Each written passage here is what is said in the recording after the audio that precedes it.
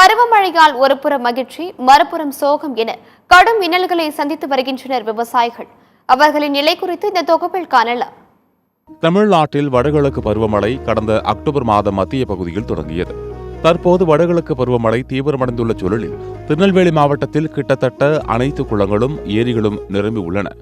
இந்த பருவமழை சூழல் ஒருபுறம் மகிழ்ச்சியை ஏற்படுத்தினாலும் மறுபுறம் கடும் இன்னல்களுக்கு ஆளாக்கியுள்ளதாக விவசாயிகள் வேதனை தெரிவித்துள்ளனர். மழை காரணமாக பயிர்கள் நீரில் மூழ்கி பாதிக்கப்படுவதாகவும், தூர்வாரி மராமத்து பணிகள் முறையாக மேற்கொள்ளப்படாததால் நீர்நிலைகள் சிலவற்றில் கரை உடைப்பு ஏற்பட்டுள்ளதாகவும், சில நீர்நிலைகளில் உடைப்பு ஏற்பட வாய்ப்பு இருப்பதாகவும் அச்சம் தெரிவித்துள்ளனர்.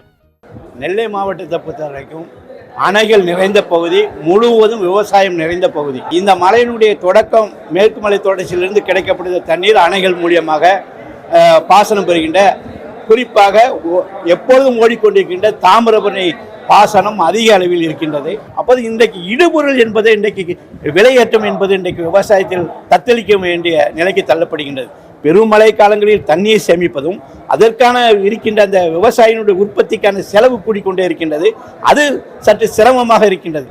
மேலும் விவசாய பகுதிகளில் காட்டுப்பன்றிகளின் தொல்லை நாளுக்கு நாள் அதிகரித்து வருவதாகவும், விவசாய இடுபொருள்களையும் விளைவித்த பொருட்களையும் கொண்டு செல்ல முறையான பாதை வசதி இல்லாததால் கடும் சிரமத்தை சந்தித்து வருவதாகவும் தெரிவித்தனர். விவசாயிகளுடைய இடுபொருள்கள், உரம், மருந்து, நெல் பயிர், காய்கறிகளை கொண்டு போகிறதுக்கு நடுப்பத்திலிருந்து கொண்டு வர முடியல. சுற்றி, அதாவது அவங்க ஒரு பாதையை ஒதுக்கி கொடுக்கணும்.